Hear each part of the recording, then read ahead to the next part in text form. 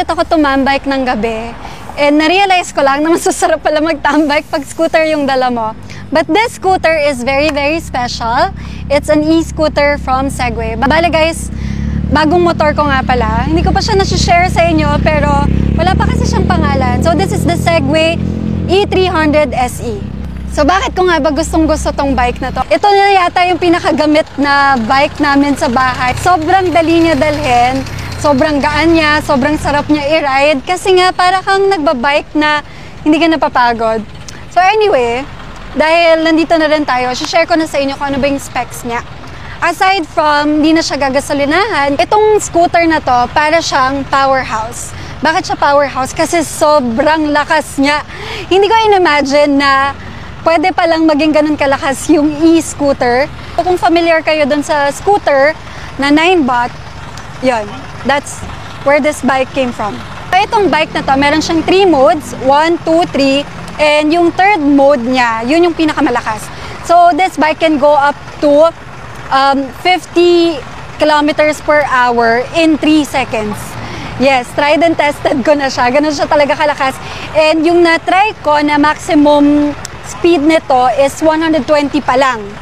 So I'm not sure if it can go higher pa. Depende siguro sa'yo kung paano ka mag-ride. Pero sa manual niya, nakalagay lang 105. Pero grabe, you can still push this bike to the highest level. Anyway, so dahil charge siya, yung capacity niya, meron siyang 2 battery currently. So yung 2 batteries, it can go up to 130 kilometers. And then you can add another battery, that's another 65 kilometers. Pero kapag bumili kayo nitong E300 SE, 2 batteries lang yung kailangan niya. Ang maganda pa dito sa electric scooter na to guys, saksak lang siya sa normal na saksakan nyo sa bahay. So, hindi ka na mag-worry kung kailangan ng charging station. So, kahit saan ka matigilan, or hindi naman yun mangyayari sa'yo kasi meron namang range dito. So, ito yung range niya. Diyan mo makikita kung gaano pa katagal yung battery mo. And then, if you turn it on, ayan, i-display niya naman kung ilan kilometers pa yung available. So, sobrang bilis. Ah! Ganun siya kabilis. Ganun siya kabilis. O, at least na-demonstrate ko kung gano'n siya kabilis, guys. Kinabahan ako doon. Pero sobrang bilis niya talaga. So, may hill assist din siya. So, kapag yung road is pataas, if you hold on to the brakes for a little bit, siguro mga 3 seconds, mararamdaman niya na kailangan niya na ng hill assist. Kusa na siyang magpa-power into, yan, yung H. That's hill assist. Pwede mo na siyang bitawan, hindi na siya atras.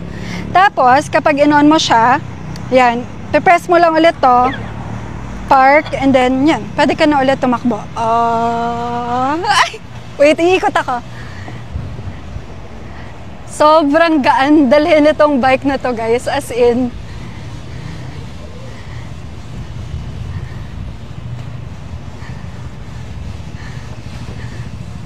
Nakakapanibago lang kasi sobrang tahimik niya, as in, yun lang, tahimik lang siya. Pero malakas naman yung, ano niya, yung horn niya.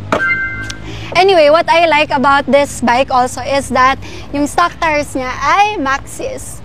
Yan, Maxxis yan guys. And you know naman, if it's Maxxis, it's always a reliable tire. So may ABS na siya, may traction control system, so very very safe ka pa. And maganda na yung ilaw niya, of course, LED. At the back, it's also LED. And then, sa app, you can also connect the bike sa cellphone mo. And then, sa cellphone mo, you can turn it on. You can track the bike. Yes. So, dun sa app mo, I'll show it to you later. So, dun sa app niya, pwede mo siyang i-track kasi, as in, super accurate niya, guys. Kahit naka-off yung motor mo, malalaman mo kung nasan siya.